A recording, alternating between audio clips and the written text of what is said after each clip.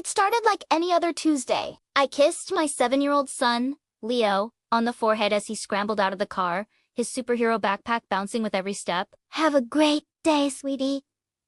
I love you, I called out. He turned, gave me a quick wave and that gap-toothed grin I adored, and disappeared into the school building. I never imagined that in just a few hours, that simple, everyday moment would become a memory I'd cling to with desperate, clawing fear. The first sign something was wrong was the phone call at 3:15 p.m. It was the school. Mrs. Evans. Leo wasn't at the after-school pickup line. We thought maybe you'd arranged for someone else to get him. My heart did a frantic flip-flop. No, I said, my voice tight. No, I'm on my way now. He should be there. A cold dread began to seep into my bones. I told myself he was probably just in the library or talking to a friend. Kids lose track of time. But I knew my Leo. He was a rule follower. He knew the routine. By the time I reached the school, the dread had turned into a full-blown panic. The pickup area was empty. The school staff looked just as worried as I felt. We searched the classrooms, the playground, the bathrooms. His backpack was still in his cubby, but Leo was gone. The next few hours were a blur of police, flashing lights, and questions I couldn't answer. Where could he be? Who would take him? The world tilted on its axis, and everything I thought was safe and secure shattered into a million pieces. The police were incredible, but the waiting was torture. Every ring of the phone sent a jolt of adrenaline through me. Was it news? Was it a demand? My husband and I sat huddled on the couch, surrounded by family, but feeling completely alone in a sea of helplessness. We went through every possibility. A stranger? Someone with a grudge? It made no sense. Leo was just a little boy who loved drawing dinosaurs and eating mac and cheese. Then, a detective asked a question that seemed to come from left field. Tell me about his teachers. Anyone he's been having trouble with? Or maybe someone who's been paying him a little too much attention? I immediately thought of Ms. Albright. She was Leo's art teacher. New this year. She'd always been so kind. So encouraging of his drawings. She'd even called me a few times to rave about his talent. He's a special boy. A true artist, she'd said. At the time, I'd been flattered. Now, a sick feeling churned in my stomach. I shared this with the police, feeling guilty for even suggesting it.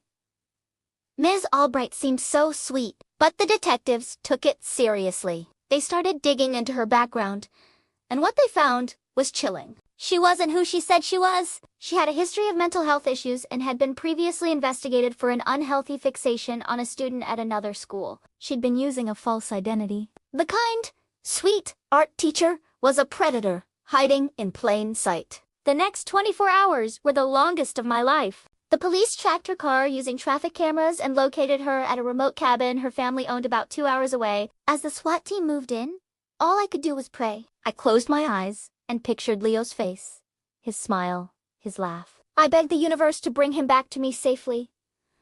And then the call came. We have him! He's safe!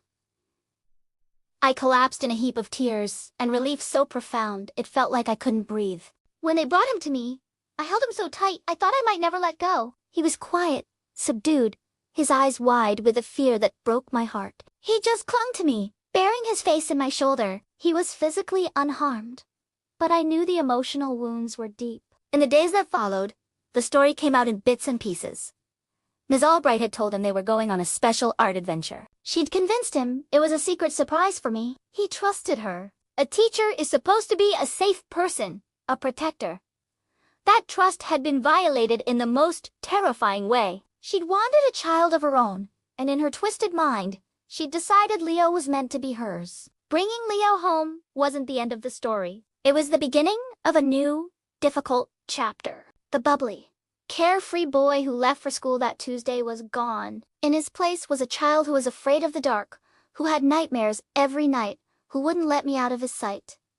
He stopped drawing. His dinosaurs and superheroes were forgotten. He was afraid of new people, of closed doors, of being alone. The trauma had wrapped its icy fingers around him, and I felt helpless to fight it. We found a wonderful child therapist who specialized in trauma. She told us that recovery is a marathon, not a sprint. We had to be patient. We had to create an environment of absolute safety and predictability for him. Our lives became centered around his healing. We played endless board games. We read stacks of books. We spent hours just sitting together, sometimes in silence, my hand on his back, letting him know I was there. The first glimmer of hope came about 2 months later. I walked into the living room and saw him sitting at the coffee table, a piece of paper in front of him and a crayon in his hand. He was drawing. It wasn't a dinosaur or a superhero. It was just a small, shaky-looking house with a sun in the corner. But he was drawing?